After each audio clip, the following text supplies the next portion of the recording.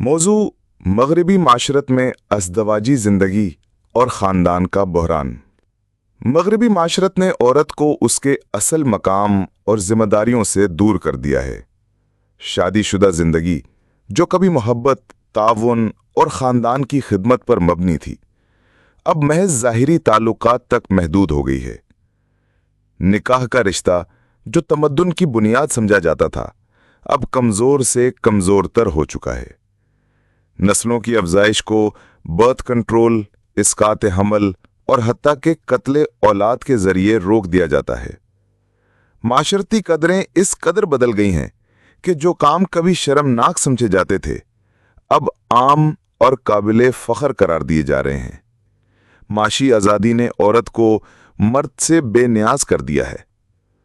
اب اصول یہ نہیں کہ مرد کمائے اور عورت گھر کی دیکھ بھال کرے، بلکہ دونوں کماتے ہیں اور گھر کا نظام بازار کے سپرد ہے۔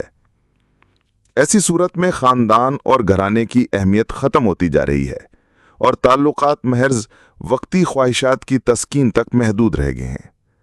اگر عورت اپنی ضروریات خود پوری کر سکتی ہے تو وہ کیوں اپنی آزادی کو قربان کر کے ازدواجی ذمہ داریوں کا بوجھ اٹھائے؟ مذہب کمزور ہو گیا، سوسائٹی اب فحاشی پر ملامت نہیں کرتی بلکہ تعریف کرتی ہے۔ مانع حمل ذرائع نے خطرات کم کر دیے ہیں اور ناجائز تعلقات کو معاشرتی سطح پر قبولیت مل گئی ہے۔ یہی وہ عوامل ہیں جو مغربی معاشرت کی جڑیں ہلا رہے ہیں۔ لاکھوں عورتیں شادی کے بغیر زندگی گزار رہی ہیں، اور جو شادی کرتی بھی ہیں وہ زیادہ دیر تک قائم نہیں رہتی، کیونکہ صرف شہوانی تعلق محبت کو قائم نہیں رکھ سکتا۔